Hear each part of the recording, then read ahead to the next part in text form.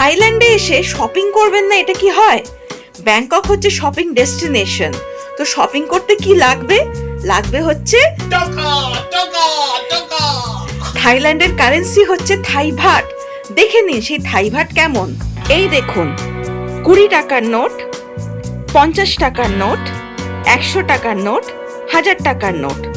কয়েন্সের মধ্যে রয়েছে 1 টাকা,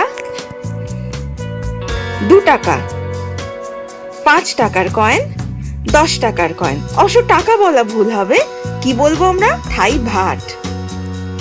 কারেন্সি তো হলো, এবার থাইল্যান্ডে এসে কি করে কমিউনিকেটেড থাকবেন নিজের প্রিয়জনদের সাথে? সিম কার্ড তো একটা নিতেই হবে। তাহলে কি সিম কার্ড নেবেন থাইল্যান্ডে এসে? চলুন দেখে নিন। আমার কাছে রয়েছে দুটো কোম্পানির সিম।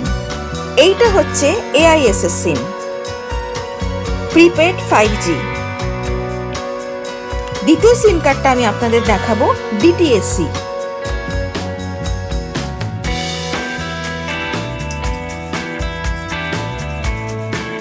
এবারে থাইল্যান্ডে এসে আমি এই সিমটা নিয়েছি।